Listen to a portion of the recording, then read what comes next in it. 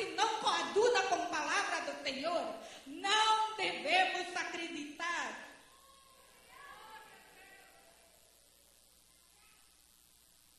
E por se multiplicar a iniquidade, o amor se esfriará de quase todos. O primeiro amor, o amor ao Senhor, no meio de muita iniquidade, no meio de muitas tentações, a tendência vai se esfriar. Porém, sabe o que eu penso? Andando pelo mundo afora, vendo países onde as igrejas crescem, como o Brasil, a Coreia,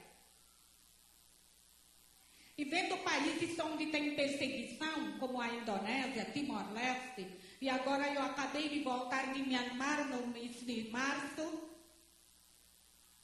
fui levar uma equipe médica, a médica é da Assembleia de Deus de Sergipe, e indo de aldeia em aldeia, dando atendimento de saúde nas casas de pastores, porque não são igrejas que não podem levantar um prédio da igreja.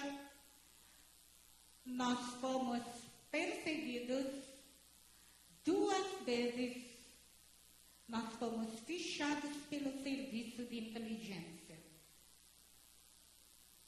Na Índia, na China.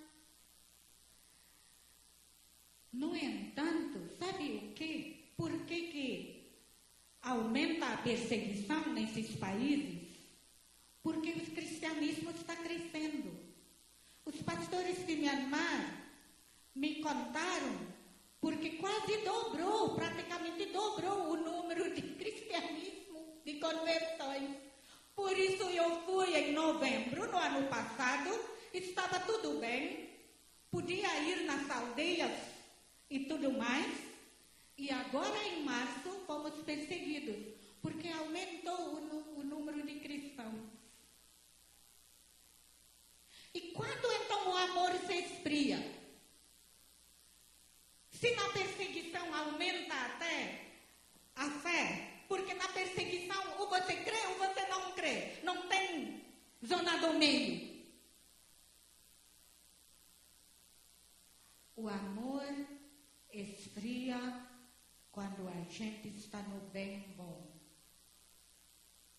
A gente começa a se apegar no bem bom e a gente não quer abrir mão, a gente não coloca mais o Senhor no primeiro lugar, a gente não quer então sofrer, entre aspas, a gente segura aquele bem-estar e o amor esfria. O apóstolo Paulo frequentemente, várias vezes escreveu exatamente no sofrimento, assim como nós precisamos da graça de Deus totalmente, porque não podemos confiar e depender em nós mesmos nos momentos de sofrimento, é que a gente se apega muito mais ao Senhor. Daí a gente cresce e se aprofunda na fé, por experimentar nós mesmos na nossa vida de que Deus é fiel. De que o Senhor nos segura nos momentos mais difíceis da nossa vida. Eu oro ao Senhor para que na muita bênção que a igreja brasileira está passando, o amor se aprofunda e não esfria.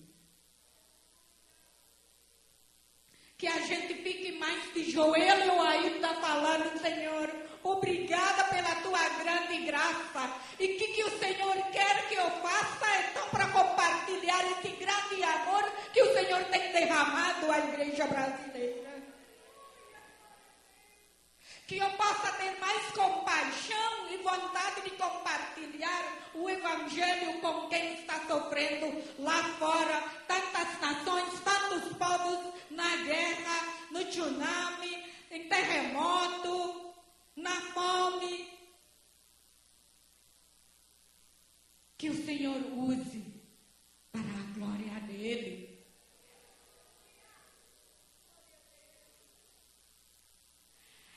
E o Senhor Jesus falou, aquele porém que perseverar até o fim, esse será salvo.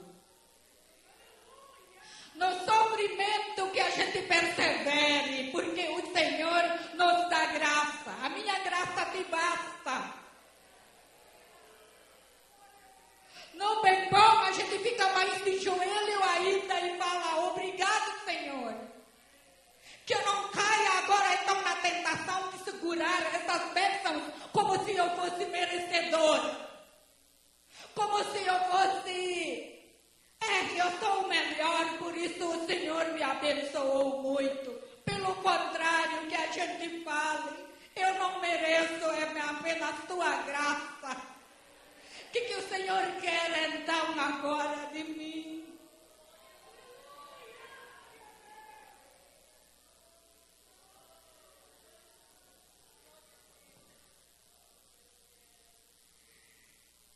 E será pregado este evangelho do reino por todo o mundo, para testemunho a todas as nações. Então virá o fim. É na nossa perseverança de servir ao Senhor, em toda e qualquer condição e situação. Se estamos bem, se estamos passando fome,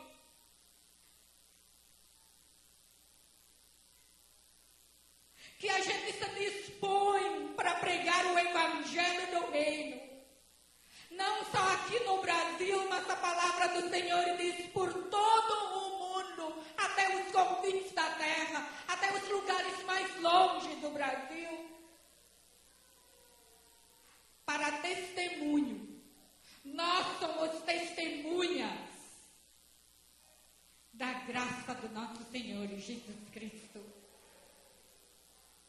a todas as nações. Se a nação é do primeiro mundo, onde todo mundo vai até viver melhor do que no Brasil, se as nações são nações que sofrem tanto que passam fome grande, se estão passando por guerra, se estão passando por terremoto, que a gente pague o preço para testemunhar a todas as nações. Porque o Senhor Jesus falou, quem quer me seguir, leve a sua cruz. E quando ele levou a cruz, ele foi para ser crucificado.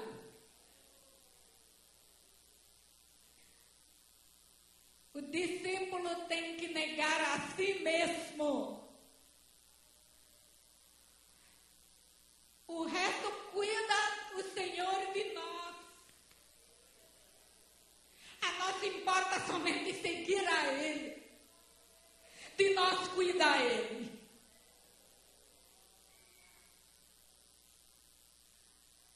Ele é o Senhor dos senhores, Rei dos reis.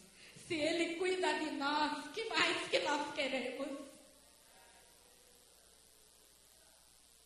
Eu gostaria de levar vocês, então, a ver alguns projetos que eu tenho falado para vocês. Vamos visualizar um pouco a graça do Senhor de ter usado a igreja brasileira a todas as nações.